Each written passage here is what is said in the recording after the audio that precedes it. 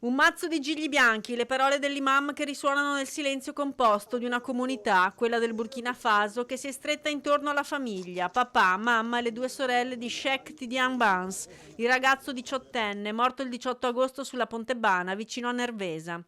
Una cerimonia semplice, fatta esclusivamente di parole, quelle in cui l'imam ricorda come ci si debba comportare nella vita e che bisogna accettare ogni cosa che viene da Dio, perché la sua volontà è più grande della nostra. Nessun canto, nessuna musica e ancora parole, quelle che amici, insegnanti e conoscenti hanno voluto lasciargli sulla bara di legno chiaro, come un tatuaggio indelebile da portarsi nell'aldilà. Grande la commozione, anche solo di chi lo ha conosciuto per poco tempo, e ancora increduli i suoi amici che fino a qualche giorno prima lo avevano sentito per darsi appuntamento qualche giorno più in là. Sono stato con lui alle scuole medie, con lui 3 anni, mi sono stato abbastanza vicino a lui. Negli ultimi anni non sono stato molto in contatto con lui, però in questo periodo, quando è ritornato, abbiamo cercato di ricontattarci e quando l'ho saputo però mi era tristito perché era anche una bella persona, buona persona ed era molto simpatica. Eravamo compagni di basket anche noi insieme a Francesco e giocavamo insieme, poi inoltre andavamo anche a scuola insieme. Io non ero in classe con lui alle medie, però andavamo a scuola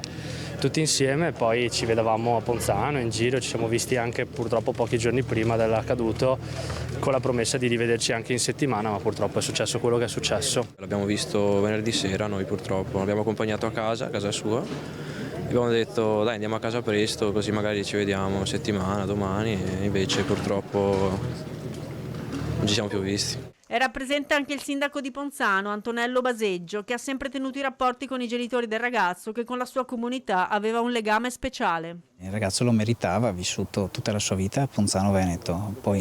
gli ultimi giorni e mesi passati in Francia di per sé li ha passati nella speranza di tornare a casa sua e appena raggiunta la maggiore età ha voluto tornare a casa sua dai suoi amici e sfortunatamente ha trovato la morte. Sono stati giorni impegnativi anche per la nostra comunità e anche per il sottoscritto che ha incontrato la mamma, le sorelle, il fratello e il padre, in un momento anche difficile rispetto alle loro chiaramente intenzioni religiose diverse dalle nostre. Una comunità, quella del Burkina Faso, ancora incredula e sotto shock, ma che chiede ancora una volta che si faccia chiarezza su tutta la dinamica dell'episodio per mettere in pace il cuore di due genitori distrutti dal dolore. Vogliamo più chiarezza perché fino adesso non abbiamo ancora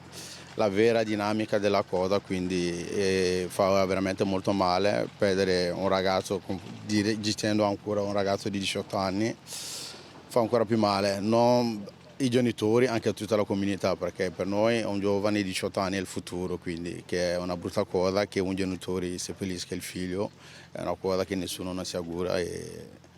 le cose tragiche arrivano, ma si arrivano per avere un po' il cuore in pace e avere più chiarezza sull'accaduto, insomma.